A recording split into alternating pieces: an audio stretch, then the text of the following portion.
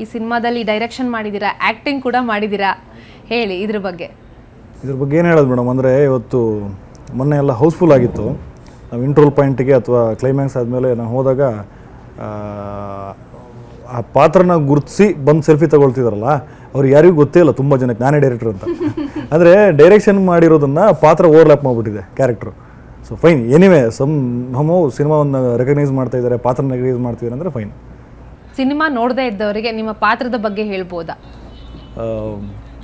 3 ಜನ ಹುಡುಗರು, ಅವ್ರದ್ದೇ ಆದ ಒಂದು ಮ್ಯಾನರಿಸಮ್ಮು, ಅವ್ರದ್ದೇ ಆದ set of acting, set of goal ಇಟ್ಕೊಂಡು ಹೋಗ್ತಿರೋ 3 ಜನಕ್ಕೆ ಒಂದು ಟಕ್ಕರ್ ಕೊಡೋವಂಥ ರೋಲ್ ಇದು. ಇದಕ್ಕೆ ನಾನು ತುಂಬ ಜನರನ್ನ ಆಡಿಷನ್ ಮಾಡಿದ್ದೀನಿ, ನಾನು ಮಾಡಬೇಕು ಅಂತ ಇರಲಿಲ್ಲ ಇದನ್ನ, ಆಯಿತಾ. ಅಂದರೆ ಒಂದಷ್ಟು ಜನ ಲೈಕ್ ಕಾಮಿಡಿ ಕಿಲಾಡಿಗಳಲ್ಲಿ ಬಂದಿರೋ ಒಂದಷ್ಟು ಜನ ಆರ್ಟಿಸ್ಟ್ಗಳೆಲ್ಲ ಬಂದು ಆಡಿಷನ್ ಕೊಡ್ತಾರೆ. ಆಡಿಷನ್ ಕೊಟ್ಟ ನನಗೆ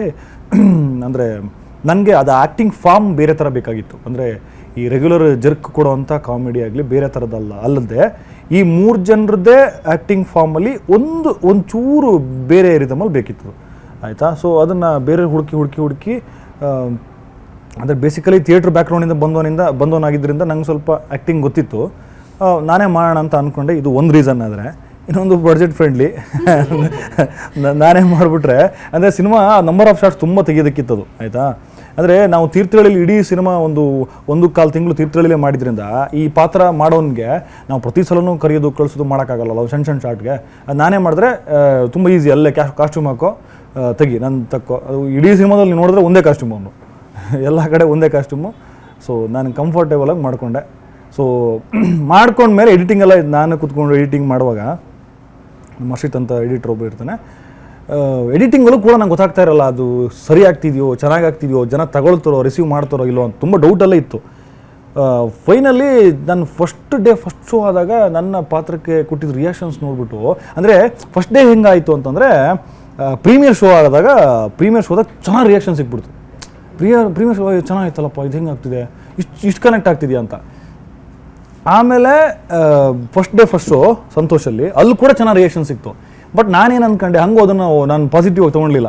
ಒಂದಷ್ಟು ಜನ ನಮ್ಮವ್ರು ಇದ್ದಾರಲ್ವಾ, ಡೈರೆಕ್ಟ್ರು ಆ್ಯಕ್ಟ್ ಮಾಡಿದ್ದಾರೆ ಅಂಥೇಳಿ ಸ್ವಲ್ಪ ನಮ್ಮವ್ರು ಅದನ್ನು ಇದು ಮಾಡ್ತಾ ಇದ್ದಾರೆ, ಸ್ವಲ್ಪ ಮೇಲೆತ್ತಾ ಇದ್ದಾರೆ ಅಂತ ಅಂದ್ಕೊಳ್ತಿದ್ದೆ.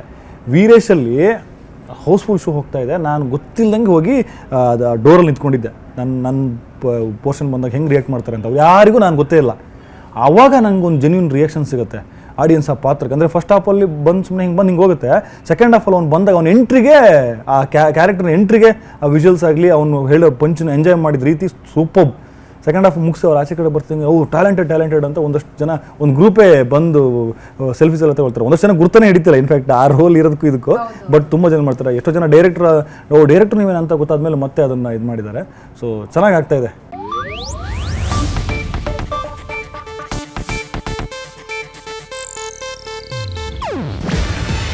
ಇದು ಏಷ್ಯಾನೆಟ್ ನ್ಯೂಸ್ ನೆಟ್ವರ್ಕ್ ಪ್ರಸ್ತುತಿ. ನೀವು ನೋಡ್ತಿದ್ದೀರಾ ಏಷ್ಯಾನೆಟ್ ಸುವರ್ಣ ನ್ಯೂಸ್.